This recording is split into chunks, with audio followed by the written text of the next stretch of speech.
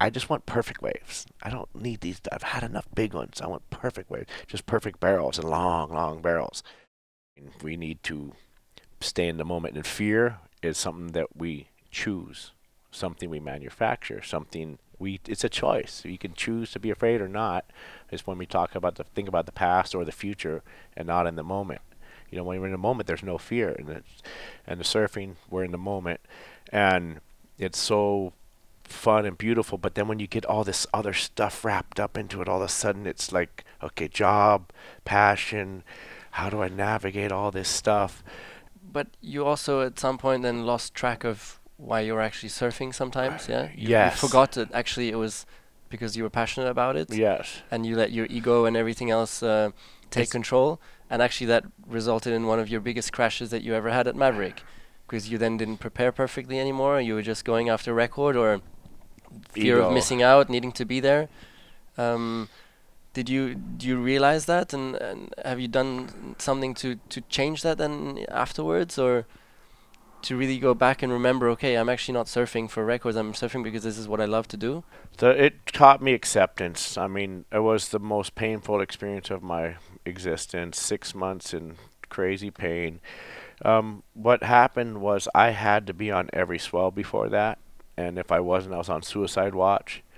It was this monkey on my back that just FOMO, fear of missing out. And after the crash, I was like a year later, I could surf, but I could. It was crazy. The biggest, best winter ever happened starts the day after I get hurt. And I've been living for this for 30 years, and here it is, and I'm on the bed, and I didn't care. There was so Wow. much pain, I didn't Okay. care. Yeah. And it was the most challenging experience I've ever had. I had such a tough time choosing to love it and choosing to accept it, and but the pain was overwhelming that it just kind of nothing really mattered. And then as I got through it, I thought I was going to be back in the water really quick. 6 months later is when everything kind of set in, and the monkey was off my back, and I just didn't rush it. And my whole career, somebody would ask me to do something, as Nico Rosberg asked me for a podcast. I would normally decline Oh, thank you so much. That's an honor. because I might miss that swell, because the day might come when I'm supposed to be at Nico, or Wow. yeah, or Mercedes wants me to do an event. Sorry, no, because I've had so many times when I've accepted and the swell of the year comes and I'm stuck at this event.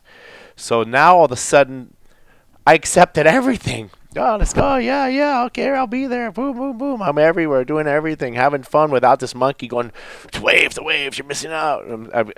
Happily uh, accepting everything and meeting amazing people, having fun out of the water. It's a new life, a total new life. I didn't have a. There's still a little hunger left in me to ride the big waves, but it was weird. For like about 5 years, I've been saying, I just want perfect waves. I don't need these. I've had enough big ones. I want perfect waves, just perfect barrels and long, long barrels.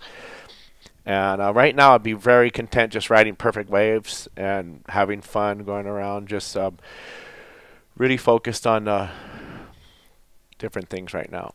So are you thankful even for what happened that day in Maverick now in hindsight? Yeah, totally thankful that I can be more present with my family. And that's challenging for me because I'm in my head a lot, trying to figure out what to do. I'm always, for some reason, I'm super ambitious. That was what separated me. Like my friends when I was 11 were so good, and I was never going to be a pro surfer. Somehow I got lucky and became a pro. And all these guys that I looked up to that still surf better than me, they have no ambition. And I've always been very ambitious, so I just keep every day I wake up excited. Even though I'm not going to the water, I'm going to a podcast with Nico, and it's a way of being. I go to bed really easy at like 9 o'clock, maybe 10. Last night was 12, and I wake up at 5 or 6. Yeah, right, like a little kid. Yeah, what are we gonna do? And it's like, yeah. I think that's another cool lesson, that hard work beats talent. Do you agree? Smart work. Smart work beats talent. can. Yeah, there's Longevity for sure. I think that's an important lesson for all of us to Yeah. understand.